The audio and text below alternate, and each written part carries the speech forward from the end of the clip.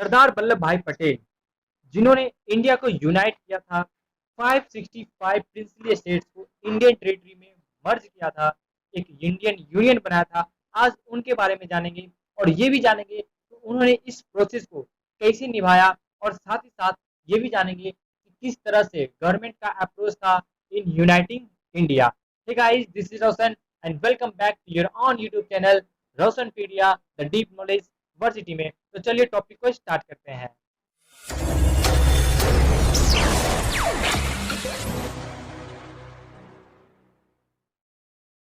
और थर्ड का topic start करने से पहले कुछ फैक्ट्स को देख लेते हैं, और आज हम लोग 3 फैक्ट्स के बारे में जानेंगे। क्या आप लोग जानते हैं इस फैक्ट्स को? तो आप नीचे कमेंट बॉक्स में लिखकर जरूर बताइए। तो पहला फैक्ट है खान अब्दुल गफ्फार खान के बारे में। ठीक है, ये लीडर थे एनडब्ल्यूएफपी के। एनडब्ल्यूएफपी क्या है? NWFP north west frontier province है, यानी कि जो पहले का पाकिस्तान और पंजाब का रीजन हुआ करता था, उसके वो लीडर थे। और इनको फ्रंटियर गांधी भी कहा जाता था। क्यों कहा जाता था? क्योंकि ये मुस्लिम होने के बावजूद ये टू नेशन थ्योरी के अगेंस्ट थे। तो आपको अगर पता है कि टू नेशन थ्योरी क्या है तो नीचे कमेंट बॉक्स में लिखकर जरूर बताएं। अगर आपको नहीं पता है कि टू नेशन थ्योरी क्या है तो आप पहले पार्ट्स को जरूर देखिएगा। सेकेंड फैक्ट को देखते हैं। सेकेंड फैक्ट है division of Punjab and Bengal were divided on the basis of religion. आपने बोर्ड में मैच ऑफ द फॉलोइंग, या फिर आपसे ऐसे भी पूछ सकता है कि division of Punjab and Bengal किस बेसिस पे हुआ था? वो हुआ था बेसिस ऑफ रिलीजन, हिंदू और मुस्लिम के बेसिस पर।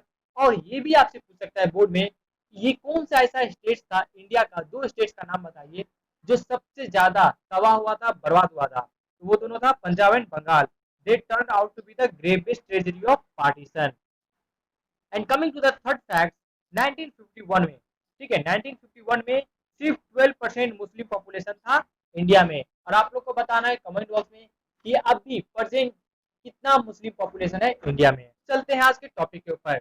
और आज का टॉपिक, पहला क्वेश्चन आपका आएगा प्रिंसली स्टेट से, क्योंकि आज हम लोग डिस्कस करने वाले हैं कि किस तरह से यूनाइट किया गया था इंडिया को। तो छोटे छोटे टर्म को जानना बहुत ही ज्यादा जरूरी है।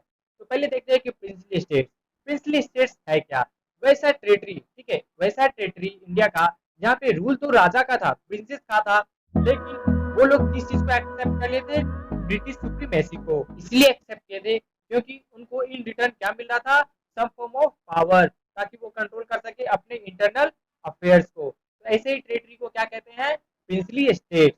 और टोटल कितना प्रिंसली स्टेट था? टोटल 565 प्रिंसली स्टेट था, जिसमें से 552 प्रिंसली स्टेट्स इंडिया के साथ आ गया था और रिमेनिंग 13 पाकिस्तान में चला गया था। Coming to the next question, ठीक है, ये भी ऑब्जेक्टिव में आपका आएगा कि आईओए क्या है, इंस्ट्रूमेंट ऑफ एक्सेशन क्या है। आपसे इसका एब्रीविएशन भी पूछ सकता है। तो इंस्ट्रूमेंट ऑफ एक्सेशन सिंपली बोले तो एक डॉक्यूमेंट था, ठीक है, जहाँ पे प्रिंसली स्टेट्स के सारे रूलर क्या किए थे? साइन किए थे। क्यों? क्योंकि वो एग्री हुए थे to become the part of union of India. और इसी डॉक्यूमेंट को इंस्ट्रूमेंट ऑफ एक्सेशन कहा जाता है। तो सबसे पहला ये आपका बोर्ड में, ठीक है, 4 मार्क्स या फिर 6 मार्क्स में क्वेश्चन आता है, और ये बहुत ही ज्यादा इंपॉर्टेंट क्वेश्चन है, इसलिए आप लोग इसको एकदम स्टार मार्क कर लीजिए। तो देखते हैं कि क्या प्रॉब्लम था इंटीग्रेशन ऑफ प्रिंसली स्टेट्स में। बेसिक से चलते हैं। सबसे पहले देखेंगे, with independence princely states were given right to join इधर इंडिया और पाकिस्तान और रिमेन फ्री। उनको 3 चॉइस दिया गया था, या तो आप इंडिया के साथ आ जाइए, या फिर पाकिस्तान के साथ चले जाइए, या फिर आप फ्री रह जाइए। ये देखिए ब्रिटिश का कितना बड़ा षड्यंत्र था, इंडिया को एकदम तोड़ देना है। ठीक है, नेक्स्ट थिंग देखें, this brings possibility of division. अब इससे क्या हुआ? फूट आ गया। प्रिंसली स्टेट्स अब तो डिमांड करेगा इंडिपेंडेंस का, इंडिपेंडेंट का अपना अलग अलग बनाएंगे, कोई पाकिस्तान में जाना चाहेगा, कोई इंडिया में। तो इस तरह क्या होता था कि इंडिया का डिवीजन हो जाता बहुत ही ज्यादा मास लेवल पे। और वो थ्रेट था यूनाइट इंडिया को, अखंड भारत के लिए एक बहुत ही बड़ा थ्रेट था। The seed existence of democracy was in darkness.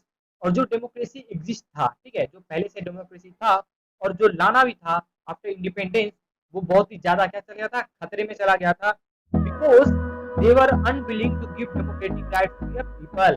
यानी कि जो प्रिंसली स्टेट्स के रूलर थे वो बोल रहे थे हम इंडिपेंडेंट होंगे और हम कोई राइट्स नहीं देंगे इसको, पीपल्स को, अपने पीपल को, अपनी जनता को। Muslim League to view that should be free to adopt any course they like. Muslim League भी क्या किए? एक नया लाए, बोले क्या कि लोग को अधिकार है, ठीक है, टेरिटरी को अधिकार है कि वो फ्री रहे, या फिर वो जो कोर्स यानी कि जिसके साथ जुड़ना चाहते हैं वो जुड़ सकते हैं। अब ये और बहुत ही ज़्यादा मतलब टेंशन क्रिएट कर सकता था और टेंशन क्रिएट कर रहा था। तो अब यहाँ पे आते हैं iron man of India, Sardar Vallabh भाई पटेल। ठीक है, आयरन मैन, जिनको आयरन मैन ऑफ इंडिया कहा जाता है, वो आते हैं और बहुत ही हिस्टोरिक रोल, इम्पोर्टेंट रोल निभाते हैं इन नेगोशिएटिंग, नेगोशिएटिंग कहने का मतलब समझौता। ठीक है, in negotiating with the rulers of princely state and persuaded majority to join Indian union, और ज्यादातर प्रिंसली स्टेट्स को मना लिए इंडियन टेरिटरी, इंडियन यूनियन के अंदर आने के लिए। और ज्यादातर जो रूलर थे उन्होंने साइन भी कर दिया था इंस्ट्रूमेंट ऑफ एक्सेशन को। But accession of Junagadh, Hyderabad, Kashmir and Manipur prove more difficult than this. यानी कि ये चार, ठीक है, आप लोग देखिए सबसे पहले यहाँ रहा आपका हैदराबाद का रीजन। ठीक है, अच्छे से देख लीजिए, ये हैदराबाद। सेकेंड आपका रीजन आ जाता है जम्मू एंड कश्मीर का, और थर्ड जूनागढ़। ठीक है, और साथ ही साथ आपका आ जाएगा यहाँ पे मणिपुर का। ये चार रीजन आपका बहुत ही ज्यादा इंपॉर्टेंट हो जाता है, क्योंकि ये चारों जो रीजन था बहुत ही ज्यादा मतलब तकलीफ दिया था इंडिया को टेरिटरी में मर्ज होने के लिए। And the last point, it was his sheer belief that unified and integrated India. और उन्हीं का जो ये विश्वास था, दृढ़ निश्चय था, उन्हीं की वजह से इंडिया आज यूनाइट हो पाया है, यूनिफाइड हो पाया है। तो अब सरदार वल्लभ भाई पटेल के बारे में भी कुछ जान लेते हैं, क्योंकि इस बार बोर्ड में आपसे ये पूछ सकता है। सरदार वल्लभ भाई पटेल, ठीक है, सबसे पहले ये बहुत ही ज्यादा हिस्टोरिक रोल निभाए थे इन यूनाइटिंग इंडिया। 565 प्रिंसली स्टेट्स को मर्ज करना था इंडियन टेरिटरी के अंदर।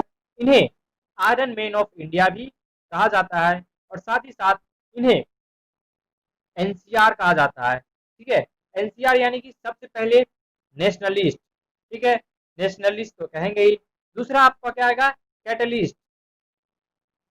इन्हें कैटलिस्ट कहा जाता है। कैटलिस्ट कहने का मतलब वैसा व्यक्ति जो कि चेंज लाता है, और ये कितना बड़ा चेंज लाए आपको अब अच्छे से पता चल गया। और साथ में लास्ट देख ले तो रियलिस्ट, यानी कि जो फैक्ट है, जो भी दिख रहा है उसको एक्सेप्ट करना। इसलिए इंडियन पॉलिटिक्स में इन्हें एनसीआर भी कहा जाता है। और बोर्ड में आपसे ये पूछ सकता है, और बिल्कुल मुझे लग रहा है कि इस बार ये चीज पूछेगा कि कौन से ऐसे लीडर है जो एनसीआर टैग को लेकर चलते हैं और वो आयरन मैन ऑफ इंडिया भी हैं। तो ये कुछ चीजें था सरदार वल्लभ भाई पटेल के बारे में। आज का लास्ट टॉपिक देख लेते हैं, what was government approach in uniting India. ठीक है, सरदार वल्लभ भाई पटेल ने तो अपना रोल खूब निभाया, लेकिन गवर्नमेंट का क्या अप्रोच था। ठीक है, तो गवर्नमेंट का तीन कंसिडरेशन, ठीक है, या कह सकते हो कि तीन अप्रोच था।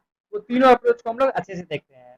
सबसे पहला, the people of most of the princely states clearly wanted to become the part of Indian union. ठीक है, यानी कि गवर्नमेंट का कहना था कि जो भी पीपल है प्रिंसली स्टेट्स के, रूलर नहीं, जो पीपल है वो चाहते हैं कि वो इंडियन यूनियन के अंदर आए और वो एक पार्ट बने इंडियन टेरिटरी का, एक इंडियन कंट्री का। Second, the government was prepared to believe in flexible giving autonomy to some region. यानी कि जो कुछ क्षेत्र था, जो कुछ ज्यादा बोल सकते हो कि शक्तिशाली था, उनको कुछ ऑटोनॉमी देने का भी बात कर रहे थे कि आपको हम लोग कुछ ऑटोनॉमी दे देंगे, लेकिन आप इंडियन यूनियन के अंदर आ जाए। और थर्ड अप्रोच क्या था, in backdrop of partition which brought into focus the contest over demarcation of territory। ठीक है, यानी कि जो टेरिटरी का डिमार्केशन करना था, बॉर्डर खींचना था और इंटीग्रेशन करना था, and consolidation of territorial boundaries of the nation had assumed supreme importance. यानी कि नेहरू जी और उस समय के गवर्नमेंट का कहना था कि जो बॉर्डर होगा, ठीक है, और जो इंटीग्रेशन होगा और जो आपको पावर दिया जाएगा, इसको हम लोग सबसे ज्यादा क्या सुप्रीम इंपॉर्टेंस देंगे। तो ये तीन अप्रोच था गवर्नमेंट का इन यूनाइटिंग इंडिया। तो होप ये लेक्चर आपको बहुत ही अच्छे से समझ में आया होगा। अगर अभी भी कुछ भी डाउट है, आप नीचे कमेंट बॉक्स में पूछ सकते हैं, या फिर आप इस वीडियो को फिर से देख सकते हैं। Hey guys, thank you for watching my video and bye bye.